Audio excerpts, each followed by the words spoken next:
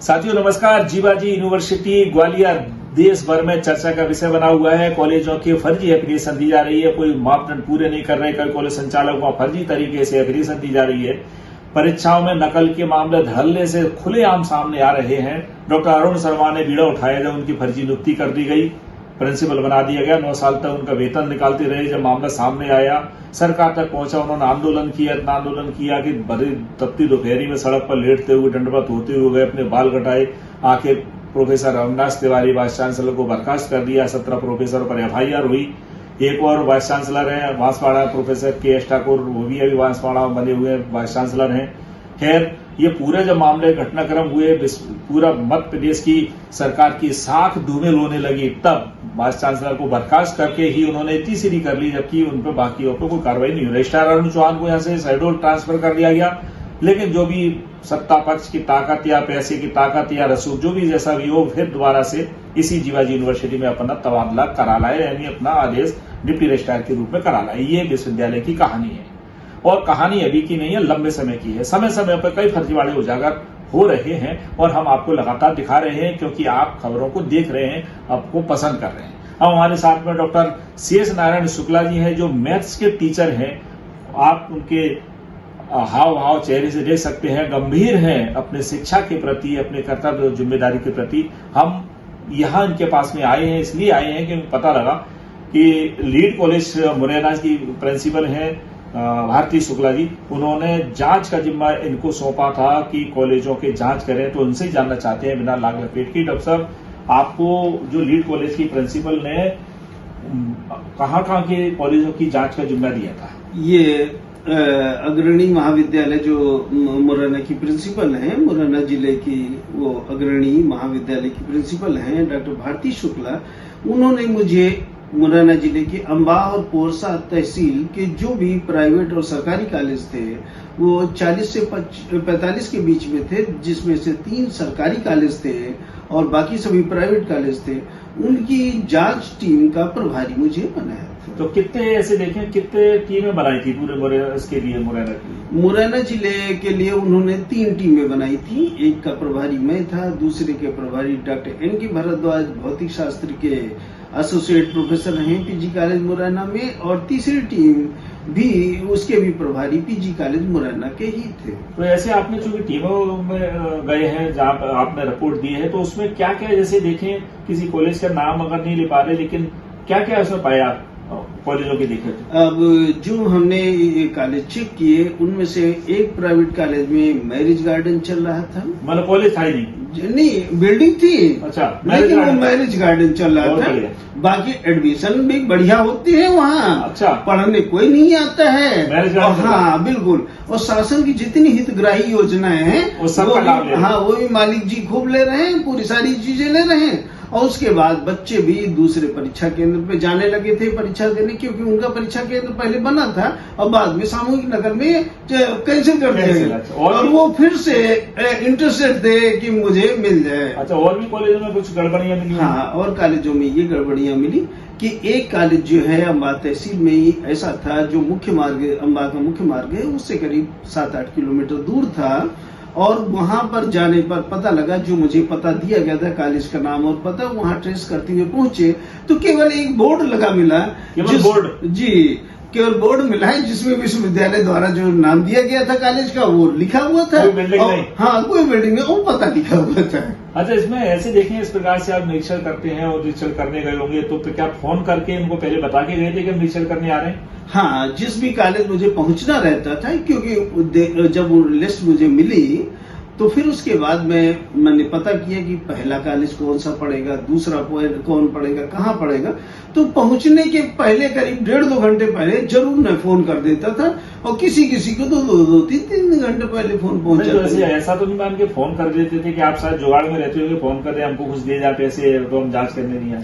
अगर उन्होंने पहले से किसी के साथ ऐसी सेटिंग की हो और हो गई हो तो शायद वो ऐसा भी सोच सकते थे, लेकिन उनकी गलतफहमी मेरे पहुंचने के बाद शायद पूरी की पूरी दूर हो गई होगी। अच्छा, इसमें अक्सर ऐसा रहता है, चूंकि ग्वालियर अंचल तो शिक्षा माफिया का एक बहुत बड़ा गढ़ बन चुका है, धमकी देना, लालच देना, लोभ देना, प्रलोभन, तो आपको भी कोई धमकी मिली? हाँ बिल्कुल। पोरसा तहसील में एक महाविद्यालय ऐसा था जिसके संचालक महोदय ने बताया कि मैं इस समय भोपाल में हूँ।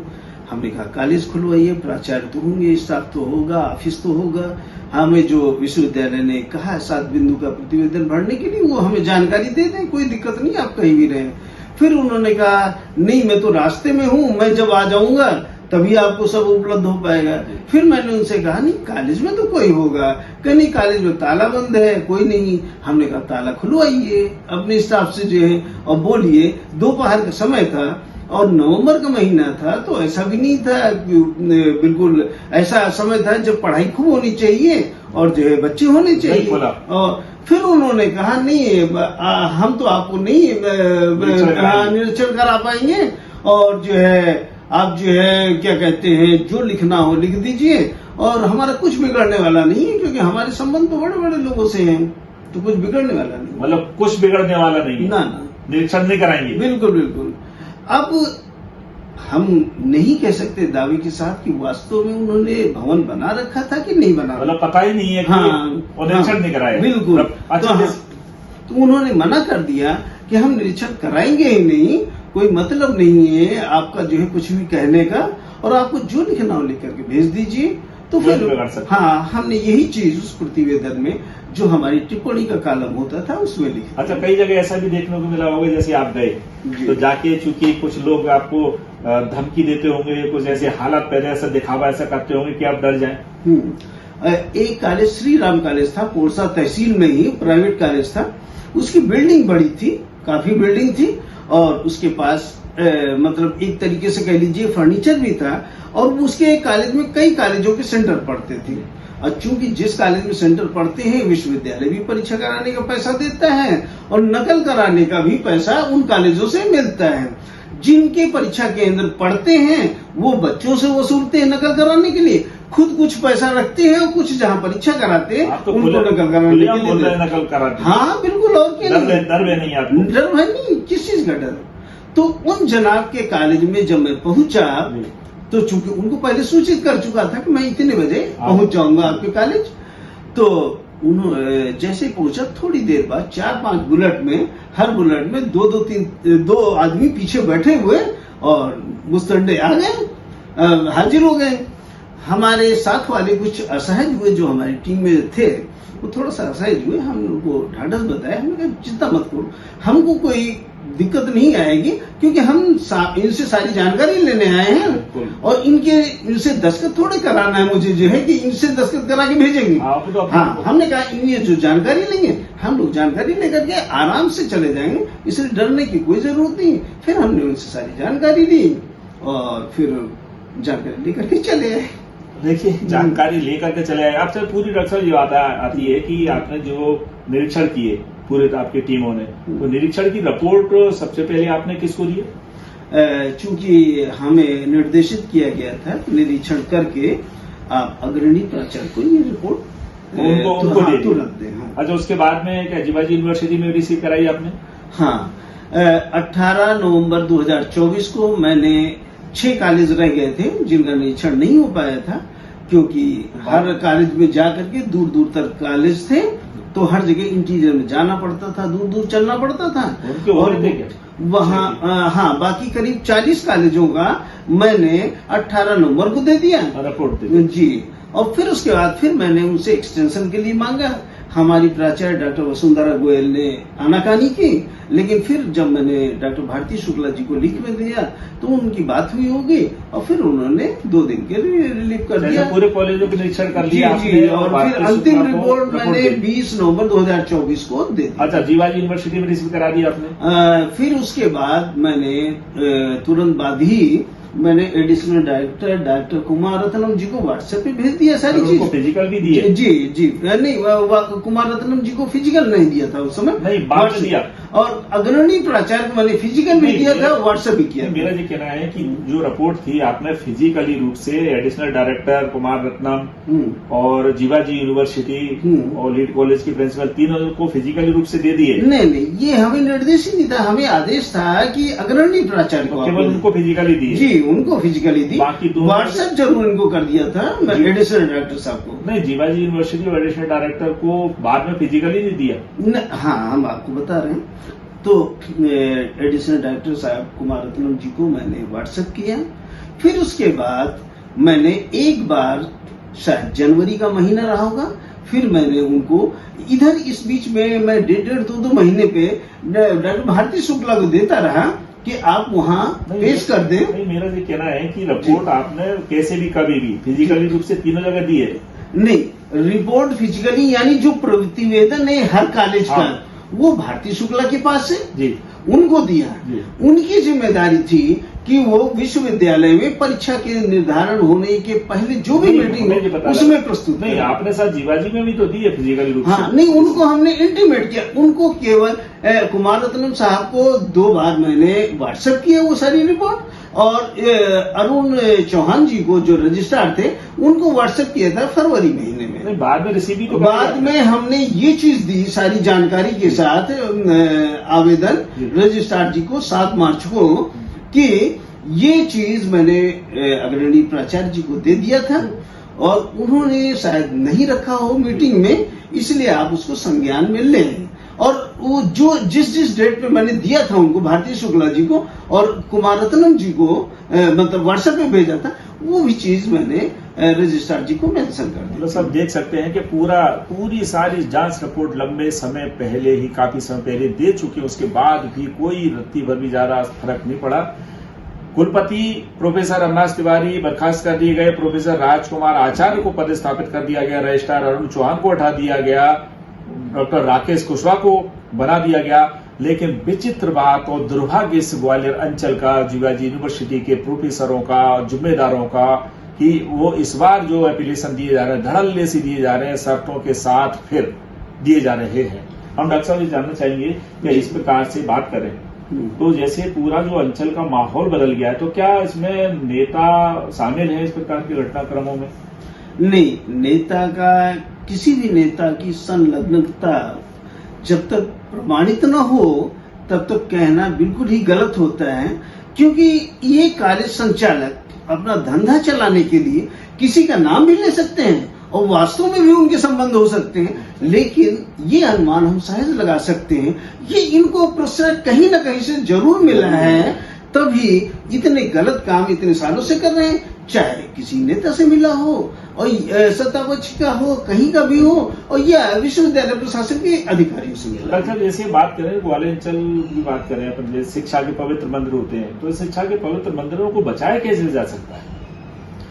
देखिए, ऐसा है, मेरा मानना है कोई भी शिक्षा संस्थान, उसका की प्रारंभिक ड्यूटी होती है बच्चों की पढ़ाई, बच्चों की अच्छी शिक्षा, बच्चे अच्छी शिक्षा पाएं, अच्छी शिक्षा ग्रहण करें, कम से कम उनके करिकुलर में जो चीज दी गई है उस चीज को समझें, जाने, उसका ज्ञान उन्हें हो, और उसके बाद दूसरी चीजें आती हैं जो शासन ने एक्स्ट्रा करिकुलर एक्टिविटीज के रूप में रखा है, जो बच्चों के व्यक्तित्व विकास के लिए भी जरूरी है। सारी चीजें कागजों पे तो हो रही हैं, कागजों पे सारी चीजें हो रही हैं, शिक्षा भी खूब चल रही है, बच्चे परीक्षा भी दे रहे हैं, कागजों में सब चल रहा है, सब चल रहा है। और इस प्रकार की जो परंपरा पड़ गई है, तो इससे क्या अपराधी पैदा होंगे या शहर विकास की तरफ जाएगा? देखिए, ऐसा है कि जब बच्चे शिक्षा नहीं पाएंगे, जब उनको कुछ ज्ञान ही नहीं होगा, कुछ मालूम ही नहीं होगा, आज का जमाना ऐसा है कि हर नौकरी के लिए आपको प्रतियोगी परीक्षा देनी पड़ती है, और प्रतियोगी परीक्षा तभी ना पास करेंगे जब वास्तव में आपको ज्ञान होगा। डिग्री तो आपने 60% और 70% से फर्स्ट डिवीजन और प्राप्त कर ली नकल करके, लेकिन ज्ञान आपको शून्य है, तो वहां पर आप फेल हो जाएंगे। 3 साल बच्चे ने फेल होने के बाद फिर किस दिशा में 3 साल स्नातक में गंवाए, 2 साल पीजी में गंवाए, 5 साल के बाद उसने 2-3 साल जो है अपने घर वालों को बोल करके कि हम नौकरी की तैयारी कर रहे हैं, फिर नहीं हुआ तो बच्चे फ्रस्ट्रेट होंगे, और फ्रस्ट्रेट होने के बाद अपराधी तत्वों के चंगुल में फंसेंगे और फिर अपराध करेंगे। ये नौनिहाल, ये नौजवान बच्चे जो देश का भविष्य हो सकते हैं, ये अपराधी बन करके आगे बनेंगे, तैयार होंगे। एक बड़ी बात प्रोफेसर डॉक्टर शेष नारायण शुक्ला ने बोल दी कि बच्चे इस प्रकार से जब शिक्षा लेंगे तब निश्चित रूप से वे अपराध की दुनिया में आ जाएंगे, और जब अपराध की दुनिया में आएंगे फिर समाज का क्या हल होगा।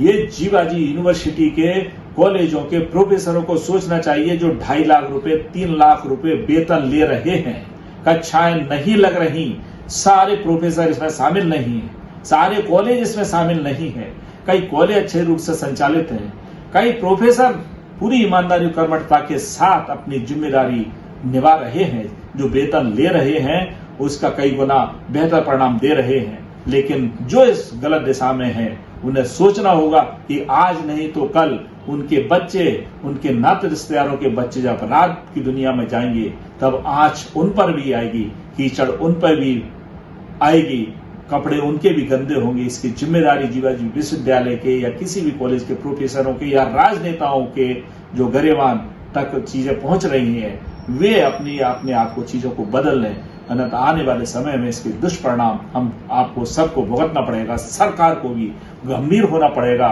जितनी ज्यादा बदनामी होगी, दुस्साहस होगा, उतना ही ज्यादा माहौल बिगड़ेगा। लगातार आप हमारे चैनल को बिल्लू अर्चा न्यूज को फॉलो करते रहिए, देखते रहिए, और इस प्रकार से जो क्रांतिकारी लोग सामने आते जा रहे हैं समाज को बचाने के लिए, ऐसे लोगों का साथ दीजिए। डॉक्टर अरुण शर्मा, उनका साथ दीजिए, डॉक्टर शेष नारायण शुक्ला जी का साथ दीजिए। ऐसे और भी कई छात्र संगठन बीच में आए थे, कुछ स्वार्थ में डूब गए, लेकिन कहीं ना कहीं हम सबको अपनी जिम्मेदारी निभाना चाहिए।